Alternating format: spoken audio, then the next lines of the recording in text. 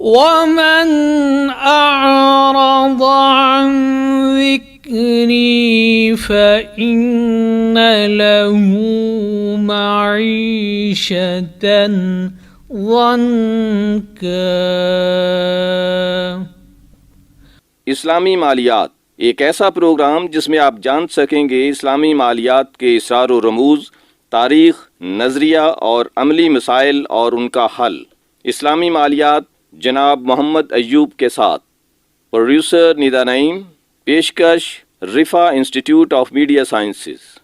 بسم اللہ الرحمن الرحیم، الحمدللہ رب العالمین والصلاة والسلام علی رسولہ الکریم، اما بعد۔ محترم سامعین، آج ہمارا یہ پروگرام تیسرے چیپٹر کے حوالے سے ہے جو اسلامی مالیات نامی کتاب کے تعارف کے بارے میں نشر کیا جا رہا ہے۔ یہ کتاب یونیورسٹی نے پبلش کی ہے اور بنیادی طور پر یہ ایک کتاب انگریزی میں understanding Islamic finance John Wiley and Sons نے پبلش کی تھی لندن سے، اس کا اردو ترجمہ ہے۔ اور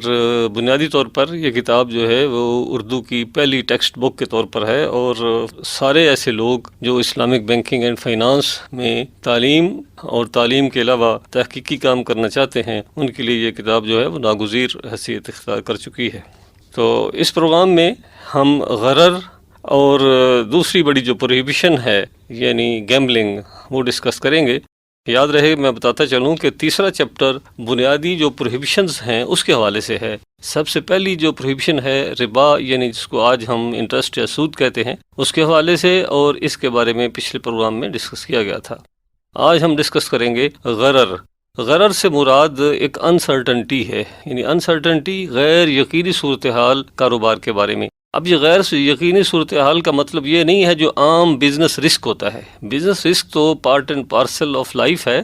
جو بہرحال موجود رہتا ہے، بلکہ پروفٹ کی لیگیلٹی اور جواز کے لیے یہ آپ کو پتہ ہوگا یہ ایک شرط ہے الخراج بالزمان، کہ اگر کوئی شخص اپنی انویسٹمنٹ پر پروفٹ لینا چاہتا ہے تو ضروری ہے کہ وہ کاروباری رسک جو ہے اس کا ذمہ لے۔ تو یہ کس طرح پھر یہ رسک ڈیفرنٹ ہے اس انسرٹنٹی سے جو غرر کی ڈیفینیشن میں آتی ہے اور اس لیے ممنوع ہے۔ تو اس کے حوالے سے آپ کتاب جب دیکھیں گے تو یہ اس میں پائیں گے کہ کسی جو بے کا جو کانٹریکٹ ہے اس میں بنیادی جو چیزیں ہوتی ہیں وہ ہے کہ کس چیز کی بے ہو رہی ہے، سیل ہو رہی ہے، اور اس کی قیمت کیا ہے۔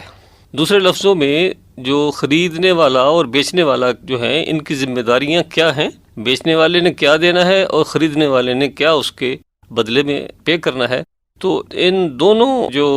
چیزیں ہیں یعنی معقود علیہ اور اس کی جو قیمت یا معاوضہ، اس کے بارے میں اگر کوئی غیر یقینی صورتحال ہو تو اس کو ہم غرر کہتے ہیں۔ تو عام طور پر آج جو بزنس ہیں اس میں بہت ساری چیزیں ایسی ہیں، جو بہت سارے کاروبار ایسے ہیں جو اسی ضمن میں آتے ہیں، اور ان میں سے اہم جو ہے وہ انشورنس کا کاروبار ہے، جو ایک کمرشل کانٹریکٹ ہونے کی وجہ سے اور اس میں جو غرر اور انسرٹنٹی ہے اس کی وجہ سے شریعہ اسکالرس کے مطابق جو ہے وہ پروہیبٹڈ کاروبار میں آتا ہے۔ اسی طرح نبی صلی اللہ علیہ وسلم کے دور میں بہت ساری ایسی بیوع یعنی بے کی قسمیں تھیں جن میں غیر یقینی صورتحال پائی جاتی تھی، ایک دوسرے کو جو ڈوج کرنا، دھوکہ دینا یا ایک چانس اویل کرنا، جیسے بیع الحسات آتا ہے کہ کنکر پھینکیں، جس چیز پر کنکر گر جائے گا وہ چیز جو ہے وہ فروخت سمجھی جائے گی۔ اسی طرح ملامسہ ہے، کپڑا پھینکیں۔ اور آج کے دور میں اگر ہم دیکھیں تو سٹاک مارکیٹ اور کیپٹل مارکیٹ میں جو فارورڈ سودے ہوتے ہیں اور فیوچرز مارکیٹ ہیں وہ بہترین اگزامپلز ہیں غرر کی، یعنی ان ساری چیزوں میں غرر چونکہ انوالو ہے، اس لیے اسلامک جو بزنس رول میں ان کو ایکسیپٹ نہیں کیا جا سکتا۔ چنانچہ آپ دیکھتے ہیں کہ کموڈٹی مارکیٹ فیوچرز جو ہیں ان کے، اور اسی طرح فاریکس، سونا، چاندی، آئل، کاٹن اور اس طرح کی بہت ساری چیزیں جو کموڈیٹیز ہیں، اور اس کے علاوہ فاریکس یعنی فارن ایکسچینج جو ہیں ان کے فیوچرز اور فارورڈ ہوتے ہیں، جن میں سب سے اہم چیز یہ ہے کہ یہ پتہ ہی نہیں ہوتا کہ جب یہ سودا ہو رہا ہے تو ان کی ڈیلیوری یا ان کی حوالگی جو ہوگی بھی یا نہیں۔ چنانچہ یہ پتہ چلا کہ یہ سارے سودے جو ہیں وہ ممنوع ہیں اس لیے کہ ان میں غرر پایا جاتا ہے۔ اچھا، ایک اہم بات میں آپ کو بتاتا چلوں کہ اسلامک جو بیوع کا نظام ہے سیل کا، اس میں ایک فارورڈ سیل بالکل جائز ہے، اور وہ ایسی سیل ہے جس کو نبی صلی اللہ علیہ وسلم نے خود جائز قرار دیا، اور وہ ہے سلم۔ وہ لوگ جو احادیث کا مطالعہ کرتے رہتے ہیں وہ جانتے ہیں، اور یہ جو بے کی قسم ہے یہ احادیث کی تمام کتابوں میں اس کے بارے میں وہ دیکھیں گے۔ بے سلم یا سلف اس کا دوسرا نام ہے، یعنی مترادف نام ہے، اور اس کا مطلب یہ ہے کہ ایک شخص کے پاس کچھ چیز یعنی گندم، جو، کھجور ایسی ہے نہیں، لیکن وہ ایڈوانس میں اس کا سودا کر دیتا ہے۔ چنانچہ یہ جائز ہے، لیکن 4 شرائط کے ساتھ، اور وہ شرائط اسی لیے نبی صلی اللہ علیہ وسلم نے اس پر لاگو کی ہیں کہ وہ غرر کا ایلیمنٹ نکل جائے۔ وہ شرائط کیا ہے کہ وہ جو چیز جو بیچی جا رہی ہے اس کی نوع یعنی اس کی صفات کے بارے میں پورا تعین کر لیا جائے، اس کی جو قیمت ہے اس کے بارے میں تعین کر لیا جائے، وہ چیز کب ڈیلیور کرنی ہے اس کا تعین کر لیا جائے، کہاں ڈیلیور کرنی ہے، اور سب سے بڑھ کر یہ کہ جو خریدنے والا ایڈوانس میں اس کی پیمنٹ کر دے۔ اور اس کے علاوہ یہ شرط بھی اس میں لازمی ہے کہ ایسی کسی چیز کا سلم نہیں ہو سکتا جس کو ڈیلیور کرنے کے بارے میں کوئی کسی قسم کا بھی ایسا شک ہو سکتا ہو۔ اسی لیے ہم کہتے ہیں، یعنی اگر آپ سلم کے بارے میں پڑھیں کتاب میں آپ دیکھیں گے کہ ایسی چیزوں کا سلم نہیں ہو سکتا جن کی ڈیلیور کرنے میں کوئی بھی ناممکنہ صورتحال ہو۔ چنانچہ اس کو یعنی غرر کے ایلیمنٹ پر بات کو ختم کرنے سے پہلے میں عرض کروں گا کہ ہر ایسا سودا، ہر ایسی سیل جس میں غیر یقینی صورتحال معقود علیہ اور اس کی قیمت کے حوالے سے پائی جائے وہ ممنوع ہے، اور اس میں سے جو استثناء ہے وہ حاصل ہے صرف سلم کو، اور کسی حد تک استثناء جو ایک دوسری ایک بے ہے اس کو، اور وہ استثناء نبی صلی اللہ علیہ وسلم نے اس لیے دیا ہے کہ اس میں کچھ ایسی شرائط لگا دی گئی ہیں کہ جس سے جو غرر کا ایلیمنٹ ختم ہو جاتا ہے۔ تو اس کے بعد جو دوسری اہم پروہیبیشن ہے وہ ہے میسر اور قمار۔ یہ ایک ہی چیز کے 2 نام ہیں۔ اگر ہم ایز اے ہول اس کو دیکھیں، قرآن پاک میں یہ لفظ جو ہوا ہے وہ ہے میسر، یسألونک عن الخمر والمیسر، اور احادیث میں عام طور پر اس میں قمار کا لفظ بھی یوز ہوا ہے میسر کے ساتھ۔ یہ دونوں لفظ جو مترادف ہیں، اور ان دونوں کا جو مقصد یہ ہے کہ ایسے تمام کھیلیں، ایسا تمام کاروبار جس میں ایک فریق کو نقصان چانس کی وجہ سے پہنچتا ہے اور دوسرا اس سے انڈیولی فائدہ اٹھاتا ہے۔ چنانچہ میسر کا جو مادہ ہے وہ یسر، یعنی آسانی سے اگر ایک شخص چاہتا ہے کہ میں کام کیے بغیر، رسپانسبلٹی لیے بغیر اگر راتوں رات امیر بن جاؤں اور میرے پاس پیسہ آ جائے، اور یہ بھی نہ سوچے کہ میں جو امیر بنوں یا میرے پاس دولت آئے وہ کہاں سے آ رہی ہے، کس کا حق میں لے رہا ہوں، یا اس میں اور کون سی چیزیں شامل ہو رہی ہیں، تو یہ میسر ہے۔ تو آج کے دور میں آپ نے کچھ یہ آپ کے نالج میں ہوگا کہ کچھ سال پہلے کچھ بینکوں نے ایسی اسکیمیں شروع کی تھیں کہ راتوں رات آپ کروڑ پتے بن جائیے، اور اس کو دیکھا دیکھی ہر بینک نے اس کو شروع کر دیا۔ تو یہ اللہ کا شکر ہے کہ بعد میں اسٹیٹ بینک نے اس کو منع کر دیا، اس لیے کہ یہ چیز نہ صرف اسلام کے اصولوں کے خلاف ہے بلکہ معاشیات کے اصولوں کے مطابق بھی سسٹینیبل نہیں ہے۔ اور الٹیمیٹلی یہ ہوتا ہے کہ کچھ لوگ جو شروع میں ایسی اسکیموں میں، لاٹریوں میں حصہ لیتے ہیں وہ تو فائدہ میں اٹھاتے ہیں، بعد میں لوگ جو ہیں وہ بہت خسارے میں رہتے ہیں۔ تو میسر کے علاوہ جو قمار کا مطلب یہ ہے چانس کا کھیل۔ کچھ لوگ جو چانس لیتے ہیں، اور چانس کا مطلب یہ ہے کہ اگر بقول ان کے اگر ہماری قسمت نے ساتھ دیا تو ہمیں اتنے کروڑ کا انعام مل جائے گا، نہ تو کوئی بات نہیں، اگر 200-400 یا 10,000 روپے ضائع بھی ہو گئے تو وہ اس میں کچھ نہیں ہوگا۔ اور اسی میں جو ہمارے آج کے جو ڈیٹ بورنگ گورنمنٹ کی جو بورنگ اسکیمیں ہیں، پرائز بانڈ، وہ بھی اسی میں آتے ہیں۔ یعنی پرائز بانڈز جس میں حکومت یا state bank on behalf of the government جو اسکیمیں ایشو کرتی ہے، مختلف ڈینومینیشن کے بانڈ ہیں، وہ 200 سے لے کر اور 40,000 تک، یہ سارے ایسے ہیں جن میں گیمبلنگ بھی ہے اور غرر بھی ہے، اور اس طرح یہ پروہیبیشن میں آتے ہیں۔ تو یہ اس طرح 3 پروہیبیشن ہوئی۔ اور اس کے بعد جو نیکسٹ ہے وہ ہے یعنی معاملات اور تجارتی لین دین میں تجارتی اخلاقیات کیا ہیں، اصول کیا ہیں۔ تو اس حوالے سے کتاب میں آپ دیکھیں گے جو اسلام نے اس پر زور دیا ہے وہ ہے ٹرانسپیرنسی، ڈسکلوجر، یعنی بیچنے والا واضح بتائے کہ میری چیز کیا ہے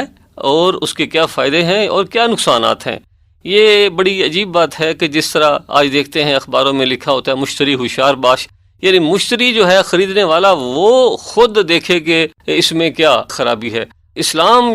کا جو اصول ہے صحیح وہ یہ ہے کہ بیچنے والا بتائے کہ میری جو چیز ہے یہ اس طرح کی ہے، یہ اس کی خوبیاں ہیں اور یہ اس کی خامی ہے۔ اگر یہ چیز آ جائے تو آپ دیکھیں گے کہ معاشرے میں، معیشت میں اور لوگوں کے مابین تعلقات میں ایک انقلاب واضح ہو جائے۔ یعنی مشتری جو ہے اس کو